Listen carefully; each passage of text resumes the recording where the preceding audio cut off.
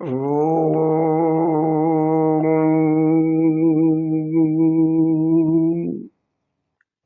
జయ జగజ్జనని ఆది పరాశక్తి తల్లి మాత ప్రకృతి మాత కరుణించు.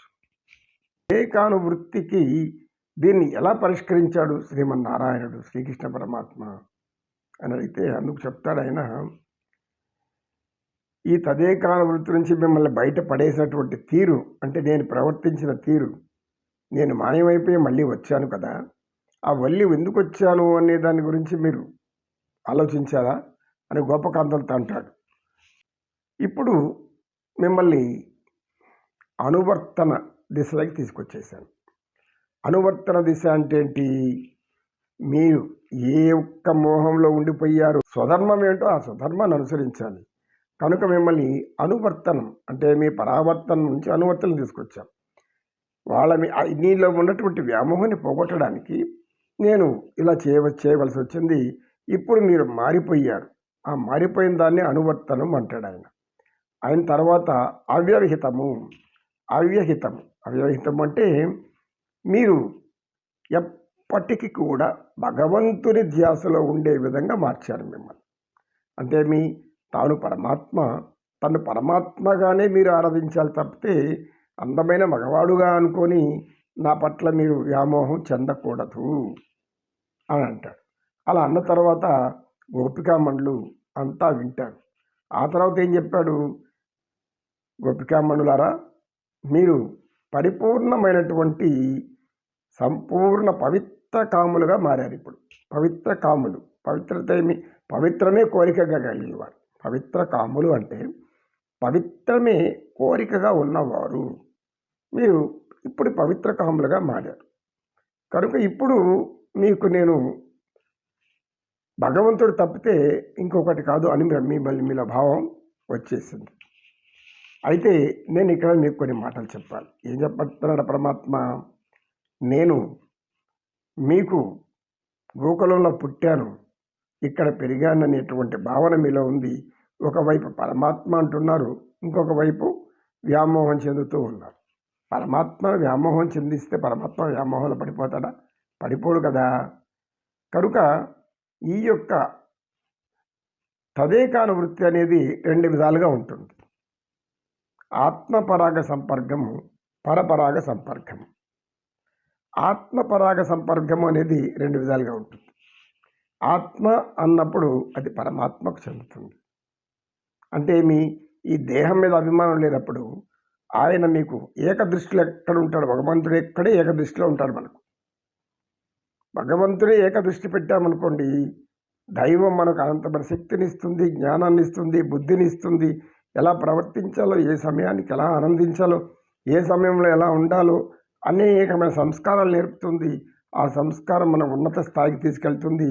మనల్ని ఒక జ్ఞానిగాను, లేకపోతే ఒక దేశభక్తుడిగాను, లేకుంటే గొప్ప తత్వవేత్తగాను, లేదంటే గొప్ప చక్రవర్తిగాను, మంచి పరిపాలన అందించేవాళ్ళుగాను మారుతారు. గొప్ప గొప్ప విదేశాల్లో ఉద్యోగాలతో అలాంటివన్నీ లభిస్తాయి. లేదు అంటే వ్యామోహాల్లో పడితే మీ మనసు పరపరావర్తనం. పరపరాగ సంపర్కం అంటే ఆత్మపరాగ సంపర్కం అంటే భార్యాభర్తలు రెండు విధాలని చెప్పుకున్నాం. మొదటిది ఆత్మ పరమాత్మతో సంపర్కం చేయడం, ఆయనతోనే ఆనందించడం. అది యోగులు, సిద్ధులు, సిద్ధపురుషులు, ఋషులు, మునులు, జ్ఞానులు చేసుకునే పని. రెండవది జీవన విధానం, కుటుంబ జీవన విధానం. కుటుంబ జీవన విధానంలో భర్తకు తోడు భార్య, భార్యకు తోడు భర్త. అంటే ఈ రెండు ఇలా ఉంటేనే తర్వాత సంతానం వాళ్ళు కూడా ఏం చేస్తారు? సంతానం కూడా తర్వాత వాళ్ళు తల్లిదండ్రులు ఇలా ఉన్నారు, ఈ ధర్మాన్ని వాళ్ళు ఆచరిస్తున్నారు, మనం ఆచరించాలి. అయితే ఈ ధర్మం వల్ల ఎలా ప్రవేశించింది? దైవం చెప్పడం వల్ల ప్రవేశించింది, దైవ జ్ఞానం రావడం వల్ల ప్రవేశించింది. ఇలా అనుకుంటే ఇది ఆత్మపరాగ సంపర్కం అవుతుంది. అది ఆత్మపరాగ సంపర్కానికి తీసుకెళ్తుంది మనల్ని.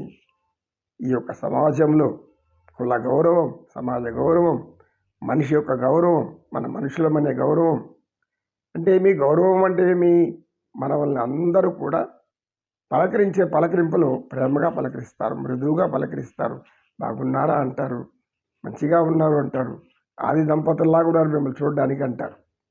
ఇలా అనేకమైనటువంటివి మనకు అందరూ కూడా స్వాగతం పలుకుతుంది. ప్రకృతి స్వాగతం పలుకుతుంది. అంటే ప్రకృతిలో ఉన్న అందరూ కూడా మనల్ని మంచిగా చూస్తారు. లేదంటే పరపరాగ సంపర్కం అన్నప్పుడు నీచంగా చూస్తారు. ఎంత నీచంగా అంటే చెప్పలేనంత నీచంగా అన్నమాట. దాన్ని ఏమంటాడంటే పరమాత్మ జారుడుతనం అంటాడని. అంటే ద్వాపరయుగంలోనే అర్జునుడికి జారులు అంటే మగవాడైనా ఆడదైనా ఎవరైనా సరే పరస్త్రీల మీద వ్యామోహం పోయినవాడు, పరపురుషుల మీద వ్యామోహం పోయిన వాళ్ళు జారులు, జారుడుతనం. మీరు ఆ స్థితికి పోకండి అని చెప్తారు. అందుకే మిమ్మల్ని ఈ వ్యవస్థలోకి తీసుకొచ్చాను. అంటే మీకు అటువంటి పాపం అంటకుండా మిమ్మల్ని దూరం చేశాను. ఆ పాపం నేను మీతో ఉండి, మీతో ఆడి, మీతో అన్ని మీరు చెప్పినట్లు నేనంటే మీకు పాపం నాకు కూడా కర్మ కాదు కదా. కర్మలు కర్త కర్మక్రియ అన్నీ భగవంతుడైనప్పుడు తను ఎందుకు ధర్మం తప్పుతాడు? అందుకని వ్యాస భగవానుడి కృష్ణుడు చెప్తాడు చివరిలో, గోపికామణులారా మీరు నిజంగానే ఇప్పుడు పరమ భక్తులు. భక్తుల్లో నాకు స్త్రీలు పురుషులు అనే తేడా ఉండనే ఉండదు. స్త్రీలైనా పురుషులైనా ఆత్మ ఉంది ఇద్దరిలో. ఆత్మ సంబంధమైనది కానీ శారీరక సంబంధం నాకు కాదు. స్పష్టంగా చెప్తాడు ఆయన పరమాత్ముడు. ఆత్మపరంగా మీరు స్త్రీ అని పురుషుని నేను చూడను. పురుషులు నన్ను ప్రేమించిన, స్త్రీలు ప్రేమించిన, పురుషులు నన్ను కోరిన, స్త్రీలు కోరిన అందరికీ ఒకేలాగా అనుగ్రహిస్తాను. అంతేకాని నేను స్త్రీలకేదో కామవాంఛలకు మోహవాంఛలకు లొంగిపోయి నేను మారిపోతానని మీరు ఎలా అనుకుంటారు అని చెప్పారు. అప్పుడు ఏమంటున్నారంటే వాళ్ళు పరమాత్మ చెప్పినంత నిన్ను నవ్వి నమస్కారం పెడతారు. పెట్టినప్పుడు మీరు పరిపూర్ణులైనారు. అయితే మీరు చేసిన త్యాగం ఏందా త్యాగం? భక్తి, జ్ఞానం, వైరాగ్యం ఇవన్నీ పొందాలి. పరమాత్మ మన ముందర ఉన్నాడు. పరమాత్మ ఎదురుగా ఉన్నాడు కాబట్టి మనకు కావాల్సిందేమి? భక్తి, ప్రేమ, పవిత్రత, విశ్వాసం, ఆనందం ఇవన్నీ పరమాత్మలో దొరుకుతాయి అని మీరు అనుకున్నారు. మీరు అనుకుని నా మీద అభిమానం చూపించారు. ఇప్పుడు ఈ శరీరం ధరించాను కనుక. కానీ నేను మీకు మాత్రం ఏ ఉపకారం చేయను. ఎందుకు చేయను? ఇలా చేస్తే ఏమవుతుంది? ఉపకృతం అవుతుంది. ఉపకృతం అంటే ఏమి? సహాయం చేసిన వాడికి మళ్ళీ సహాయం చేయడం. అంటే ఏదో ఫలితాన్ని ఆశించి కర్మ చేస్తే ఆ ఫలితాన్ని తగిన ఫలితాన్ని ఇవ్వడం అనేది ఇద్దరు ఇలా ఇచ్చిపుచ్చుకోవడం. ఇది ఇక్కడ అట్లా కాదు. మీరు ఇచ్చేది నాకు భక్తి, నేను ఇచ్చేది మీకు ముక్తి. నేను అంతవరకు చూసుకుంటాను. కానీ మీరేదో నాకు అన్నీ త్యజించారు, లోకాన్ని త్యజించారు, సమాజాన్ని త్యజించారు, త్యాగం చేశారు. ఆ త్యాగానికి ఫలితం భగవంతుడు ఏది మిమ్మల్ని అదే ఇస్తాడు. అట్లని మీకు కృతజ్ఞతాపూర్వకంగా 1000 ఏండ్లైనా, ఏండ్లు పూండ్లైనా అంటాడు ఆయన. ఏండ్లైనా పూండ్లైనా మీ రుణం నేను తీర్చుకోలేను. అలా కనుక మీరు ఇప్పుడు పరిపూర్ణ పవిత్రులైనారు అంటాడు. అనగానే అప్పుడు అమ్మ ఆయన ఏం చేశాడండి తర్వాత చర్చించుకుంటాం. నమో కృష్ణ, నమో కృష్ణ. కృష్ణం వందే జగద్గురు, శ్రీకృష్ణం వందే జగద్గురు.